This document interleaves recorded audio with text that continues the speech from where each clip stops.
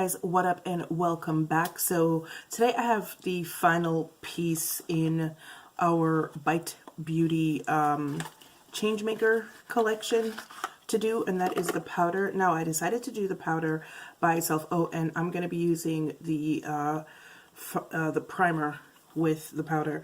I decided to use the powder by itself for a couple of reasons. Number one, I don't particularly like testing new complexion products together.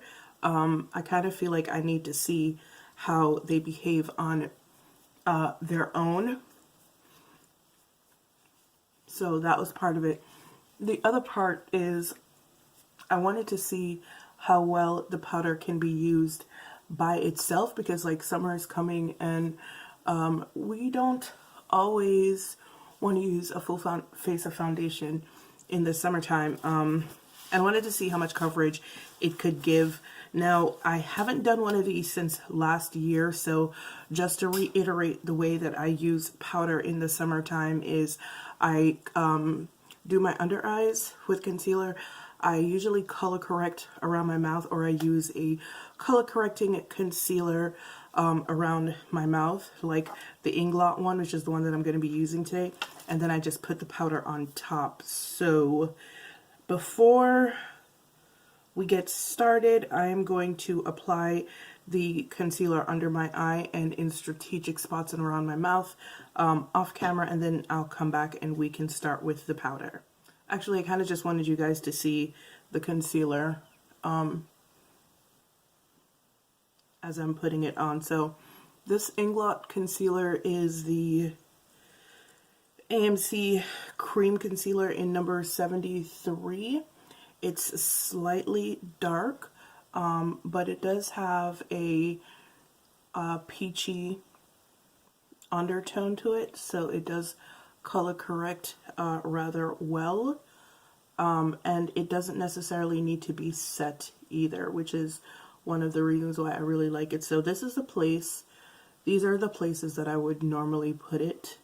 I don't normally put it, you know, I don't do like spot correcting or anything like that, because I don't really care if my blemishes peek through under powder or even foundation. So this is the only place that I would put it. Alright, so concealer has been applied around my mouth and my under eye, and the aim here with this kind of application is not perfection, it's just evenness. So if you have like uneven tone like I do, like around my mouth and stuff like that, and you know, dark under eye circles, this is what you would do. So anyway, the Beige Beauty Changemaker Flexible Coverage Press Powder is $36, and it is a clean talc-free powder made with finely milled volcanic minerals to blur, mattify, and touch up on the go. The shade that I got, there are 8 shades. The shade that I got was Tan 2, warm golden undertones for tan skin tones. Now, when I was trying this to get the system together, and I chose the foundation that I chose, which was 135, it kept trying to get me to get medium 1, which medium 1 is, let's see, medium 1, what the heck?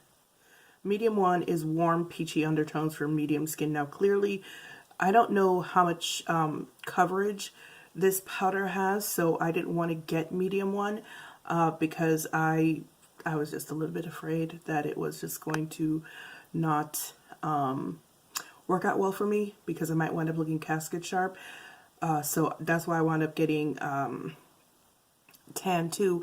And the reason I didn't really use Tan 2 with the foundation is because I did try Tan 2 on the back of my arm, and when I first got the foundation, I had put a little bit on my face right here and put the powder over it, and it was very golden, so I didn't like the way it looked with the foundation, which is why I decided also to try it by itself. Alright, so here are some details why you need it. Clean beauty can be high performance too. The proof is in the powder. This long-wearing, super lightweight powder lets you boost your coverage for a silky soft matte finish that melds with your skin.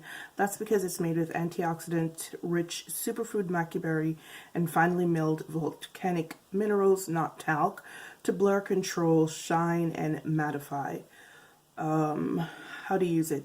Gently buff on powder with brush or included puff, and it did include a puff that's right here, which I don't really use those. So for best results, use with Changemaker Skin Optimizing Primer, which I have done, and the Changemaker Supercharged Micellar Foundation. No.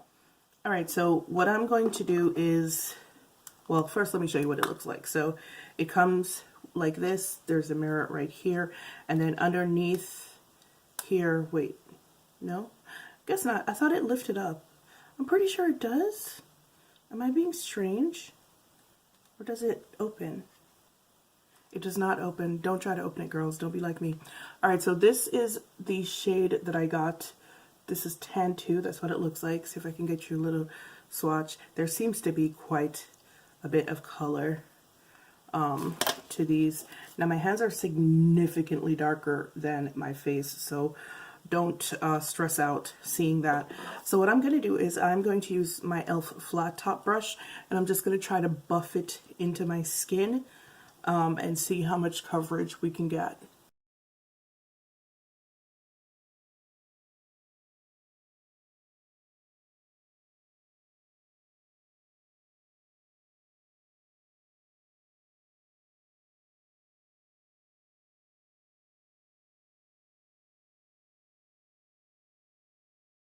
So now, do you see what I'm talking about the undertones? So like you can see from one side of my face to the next how it's kind of very golden on this side, and my skin looks a little bit more dull.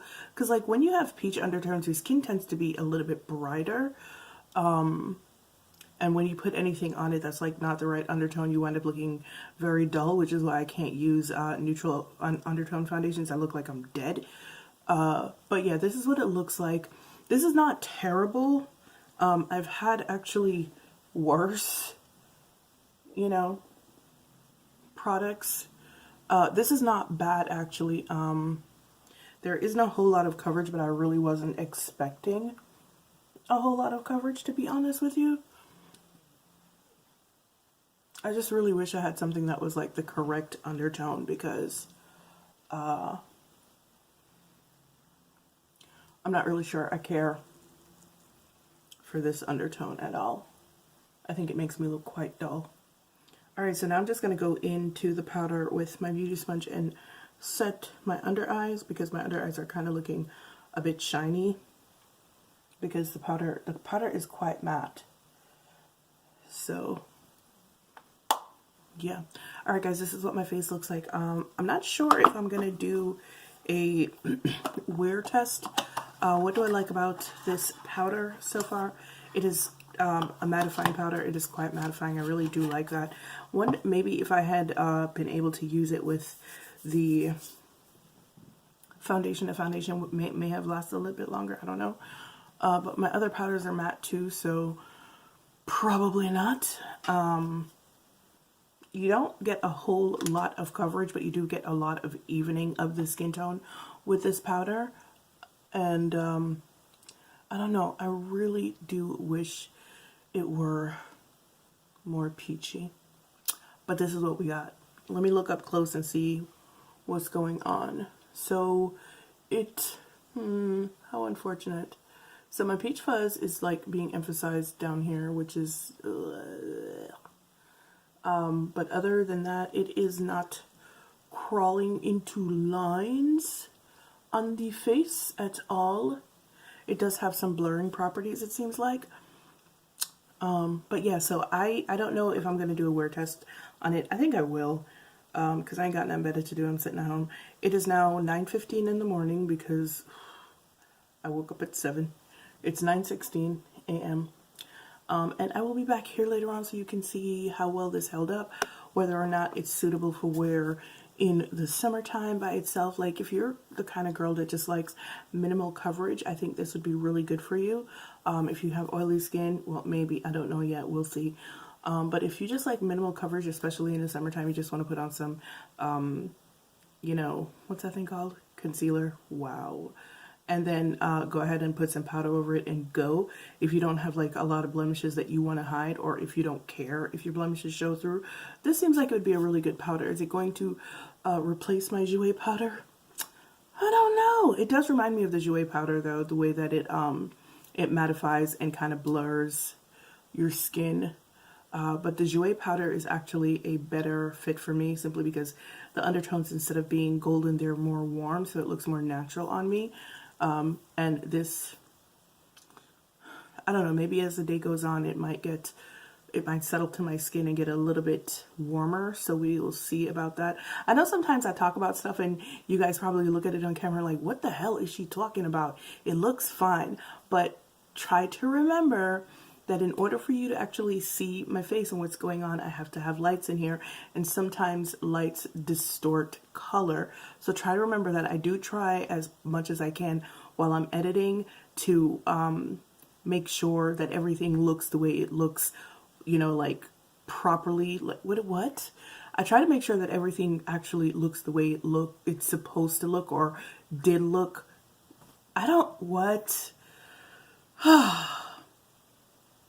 I try to make sure when I'm editing that things look as natural as they look without the lights.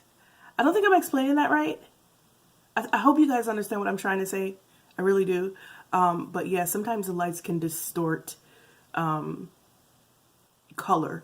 So when I say it looks a certain way, y'all are looking at it like, yo, this chick mad. I'm not actually. It's just that with the lights, you're not seeing everything that I'm seeing. But anyway, so this is what my face looks like. Hopefully it'll look a little bit better in a little while. But 9:15, I will be back here later on to let you know how this held up, or you will see it for yourself. Okay, bye. Hey guys, what up? Welcome back. It is now... It is 7:38 p.m.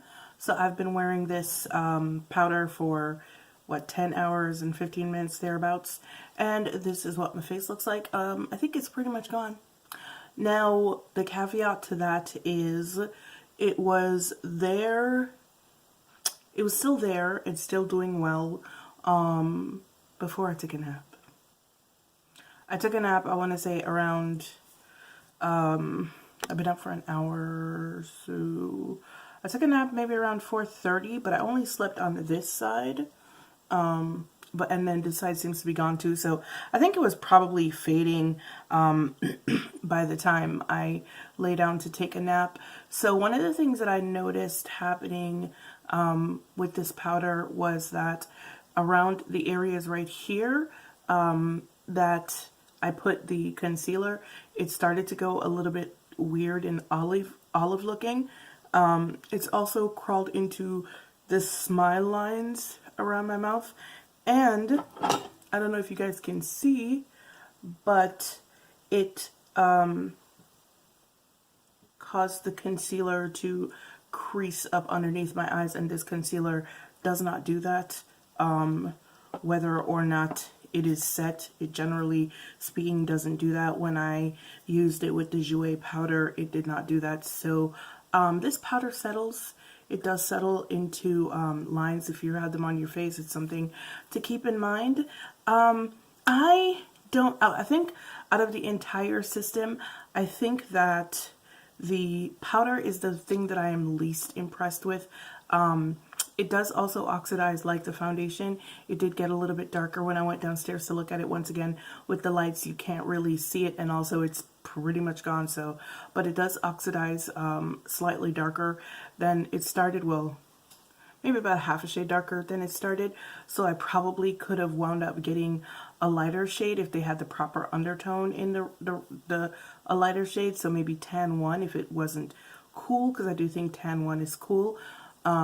But yeah, this is the product out of the entire Changemaker system that I am the least impressed with, and I'm probably not going to keep it. I wonder how that works though, if I can just return like one item from the whole system, or if I have to send everything back. But yeah, I don't think that the powder is necessary. I think it's a nice powder, but it is not completely necessary. There is no, it doesn't have any real, you can't really build it.